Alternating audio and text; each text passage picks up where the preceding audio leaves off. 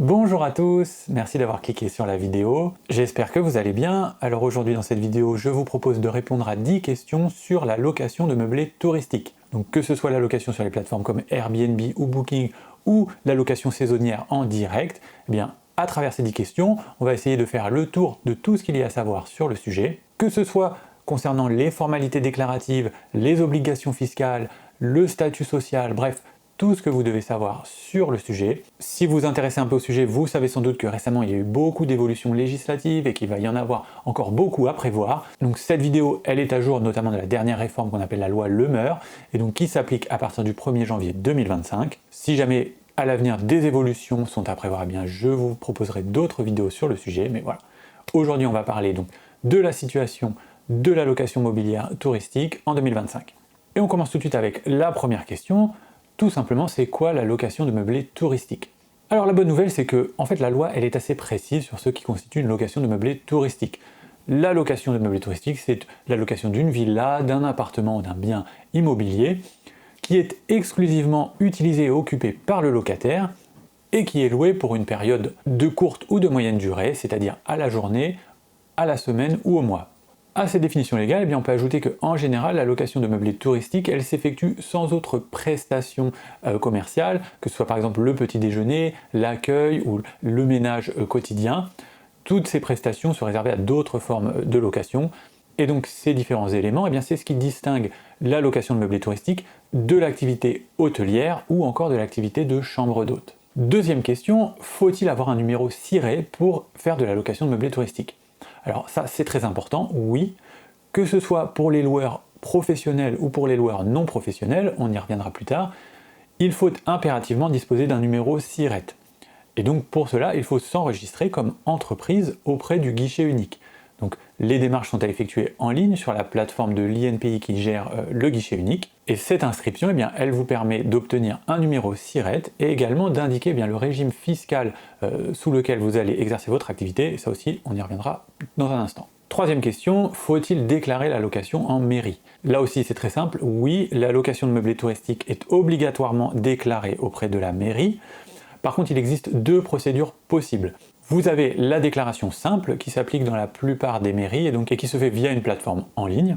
Mais dans certaines communes plus importantes, vous avez une procédure spécifique qui s'applique, qui est une procédure d'enregistrement ou d'autorisation de changement d'usage. Cette procédure, elle revient en fait à demander l'autorisation à la commune de transformer un logement d'habitation en logement de location touristique. En général, les communes qui ont mis en place cette procédure disposent d'une plateforme dédiée, propre à la commune, que vous allez pouvoir retrouver par une recherche sur internet ou en contactant directement la mairie. Et donc ces communes ont la possibilité de refuser la location touristique. Il existe dans certaines communes une condition spécifique pour obtenir l'autorisation de location meublée touristique qu'on appelle la compensation. La compensation, c'est un système qui consiste à demander, lorsqu'une personne souhaite transformer un logement en location meublée touristique, à compenser avec la transformation d'un local commercial ou touristique en logement d'habitation, de manière à avoir un équilibre entre les locations touristiques et les logements d'habitation. Quatrième question, qu'est-ce que le classement de meublés touristiques? Alors le classement, c'est une procédure volontaire qui n'a rien d'obligatoire et qui consiste à attribuer à votre location un nombre d'étoiles par rapport à des critères objectifs. Le classement, il est effectué par un organisme agréé. Vous avez une liste d'organismes auxquels vous pouvez vous adresser pour vous voir attribuer un classement. L'intérêt du classement, il est essentiellement du point de vue fiscal, puisque lorsque vous êtes un meublé de tourisme classé, vous avez des avantages fiscaux, et notamment dans le cas du régime de la micro-entreprise, c'est beaucoup plus intéressant et quasiment impératif d'être en location de meublés classés. Cinquième question, c'est quoi la différence entre le loueur de meublés professionnel LMP et le loueur de meublés non professionnel LMNP? Alors quand vous faites de la location de meublés, y compris touristique, vous avez en fait deux statuts possibles. Alors il ne s'agit pas d'un choix, puisque le statut est obligatoire à partir du moment où vous remplissez certains critères. En fait, la différence principale, c'est de considérer que le loueur de meublés professionnel, c'est le loueur qui tire l'essentiel de ses revenus de son activité de location, et le loueur de meublés non professionnel, c'est celui qui a d'autres revenus et pour lequel la location est un revenu minoritaire.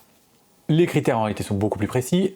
Le loueur de meublés non professionnel, c'est le loueur qui répond à l'un ou l'autre des deux critères suivants, soit ses recettes annuelles locatives, donc loyer plus charges sont inférieures à 23 000 €, soit ces recettes locatives sont inférieures à ces autres revenus, en fait aux autres revenus du foyer, donc revenus du conjoint compris. Donc à partir du moment où l'un ou l'autre de ces critères est rempli, vous êtes en LMNP. Et à contrario, eh bien, le loueur en LMP, c'est le loueur qui va remplir les deux conditions, à la fois avoir des revenus locatifs supérieurs à 23 000 € et des revenus locatifs supérieurs à ses autres revenus. La différence majeure entre LMP et LMNP, elle se situe essentiellement au niveau de la plus-value du bien immobilier à la revente, puisque la plus-value va être imposée différemment. Par contre, en ce qui concerne les revenus locatifs, il n'y a pas de réelle différence d'imposition entre les deux statuts. Alors justement, sixième question, quel est le régime fiscal de la location de meublés touristiques? Dans la location de meublés touristiques, vous avez deux régimes fiscaux possibles, et dans certains cas, vous avez même le choix entre ces deux régimes. Et ces deux régimes s'appliquent aussi bien aux loueurs en LMNP qu'aux loueurs en LMP. Le premier régime, c'est le régime micro-fiscal, donc le régime de la micro-entreprise. Ce régime,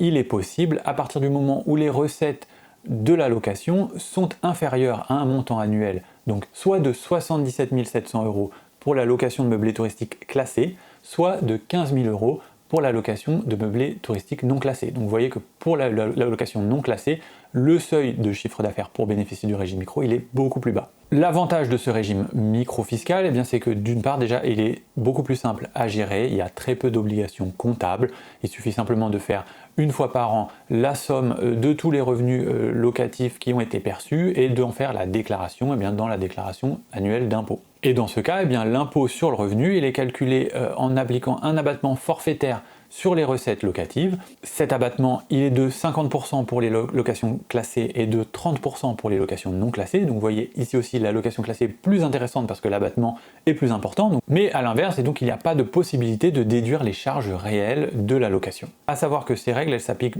pour les loyers perçus à partir du 1er janvier 2025. Auparavant, les règles étaient très différentes, mais bon, je ne vais pas rentrer dans le détail. La chose à savoir, c'est que en fait, le régime micro, du point de vue de l'imposition des revenus, c'est pas toujours le régime le plus intéressant, puisque à l'inverse, l'autre régime possible, c'est le régime réel. Donc le régime réel, il est possible soit si vous en faites la demande, ou alors il s'applique obligatoirement à partir du moment où vous dépassez le seuil de chiffre d'affaires de 77 000 € en location classée ou de 15 000 € en location non classée. Au régime réel, là, dans ce cas-là, on va avoir véritablement une comptabilité d'entreprise où on va devoir faire la différence entre les produits, les revenus de la location et les charges de la location. Et c'est la différence entre les recettes et les charges qui va permettre d'établir un bénéfice imposable. Le régime réel est surtout intéressant parce qu'il permet de bénéficier d'une opération comptable qu'on appelle l'amortissement. Donc l'amortissement, c'est le fait de prendre en compte la dépréciation de la valeur du bien immobilier et de l'intégrer chaque année comme une charge dans le résultat de manière à faire baisser l'impôt sur le revenu. Dans certains cas, l'amortissement permet de ne pas payer d'impôt sur les revenus de la location pendant plusieurs années. Alors je ne vais pas forcément rentrer dans le détail de comment ça fonctionne, le mieux c'est de vous rapprocher d'un expert comptable. Bon, il faut savoir que l'amortissement il est surtout intéressant en LMNP et que dernièrement il a fait l'objet de beaucoup de débats législatifs et qu'il est probable que dans pas longtemps il y ait de nouvelles évolutions à prévoir. Septième question, comment déclarer mes revenus de location? Alors les revenus de la location ils sont à déclarer dans votre déclaration annuelle de revenus dans le formulaire complémentaire 2042 CPRO. Donc la case que vous allez devoir compléter dans cette déclaration, elle dépend en fait de votre statut, LMP ou LMNP, et de votre régime fiscal, micro ou réel. Huitième question, lorsqu'on est loueur de meublés touristiques, est-ce qu'il faut payer des cotisations sociales? Alors là, vous allez avoir une différence entre les LMP et les LMNP. Donc pour les LMP, il n'y a pas de question à se poser.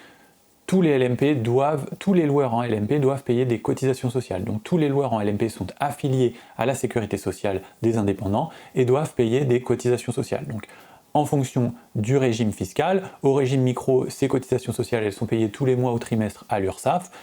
Et pour la location de meublés touristiques classés, les cotisations sont de 6% des recettes brutes. Au régime réel, les cotisations sociales, elles sont d'environ 30 à 40% du bénéfice imposable. Donc le bénéfice, c'est-à-dire la différence entre les recettes et les charges. Pour les LMNP, il y a deux situations possibles. Il y a d'une part les LMNP qui réalisent des recettes annuelles inférieures à 23 000 €. Donc dans ce cas, il n'y a pas de cotisation sociale à payer, mais par contre, il y a ce qu'on appelle des prélèvements sociaux.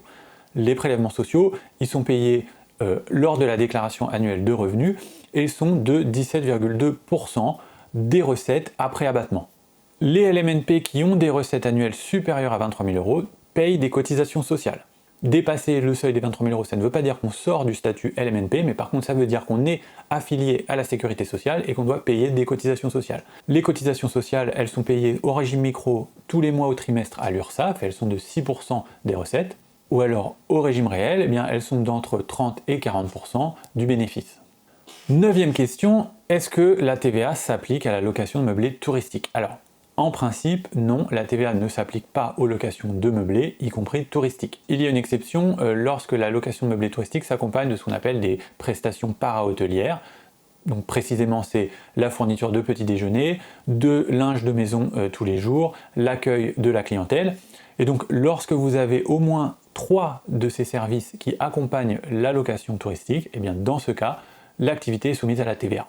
Et enfin, 10e et dernière question, quelles sont les autres taxes locales à prévoir? En matière de location touristique, vous avez un certain nombre de taxes locales, c'est-à-dire décidées par la commune, qui peuvent être appliquées et donc qui dépendent de chaque commune. Donc pour toutes ces taxes, il est impératif d'aller vous renseigner directement auprès de votre mairie pour avoir plus d'informations. Parmi ces taxes, vous avez d'abord la CFE. La location de meublés de tourisme est exonérée de CFE lorsqu'elle porte sur une habitation personnelle. C'est quoi une habitation personnelle? Eh bien en fait c'est une résidence principale ou secondaire qui est occupée une partie de l'année par son propriétaire. Donc dès lors que la location touristique elle porte sur une habitation que vous utilisez parfois dans l'année, eh bien vous êtes exonéré de CFE. Par contre, la commune peut supprimer cette exonération si elle le souhaite. Deuxième taxe locale, la taxe d'habitation. Donc la taxe d'habitation elle porte sur les résidences secondaires et donc elle va concerner les locations touristiques dès lors que ces locations portent sur une habitation personnelle. Donc un peu à l'inverse de la CFE, lorsque la location porte sur une habitation qui est utilisée dans l'année par le propriétaire, eh bien dans ce cas, il s'agit d'une résidence secondaire soumise à la taxe d'habitation. Par contre, dans certaines zones qu'on appelle les zones France Ruralité Revitalisation, les communes peuvent exonérer de taxes d'habitation les locations de meublés touristiques classés. Troisième taxe, la taxe foncière. En principe, les locations de meublés de tourisme sont soumises à la taxe foncière. Ici aussi, dans certaines zones France Ruralité Revitalisation, eh bien, les communes peuvent décider d'exonérer de taxes foncières les locations de meublés touristiques classés. Pour demander cette exonération, vous avez un formulaire en ligne qui est le formulaire CERFA 15 532. Et enfin, dernière taxe possible, c'est la taxe de séjour. Donc la taxe de séjour, c'est une taxe qui est décidée par les communes. Donc les communes ont le pouvoir ou non de l'appliquer. Et pour savoir si votre commune a une taxe de séjour, eh bien vous avez une plateforme en ligne pour faire la recherche. Eh bien on en a fini avec ces 10 questions sur la location de meublés touristiques. J'espère que cette vidéo vous a été utile et que vous avez déjà trouvé des réponses aux questions que vous pouvez vous poser. Évidemment, si vous avez d'autres questions, n'hésitez pas à les poser en commentaire, j'essaierai d'y répondre le plus précisément possible. Et surtout, si la vidéo vous a intéressé, n'hésitez pas à liker et à vous abonner. Eh bien, ça me permettra de m'inciter à faire d'autres vidéos sur le sujet. Voilà, je vous remercie vraiment d'avoir suivi cette vidéo et je vous dis à bientôt.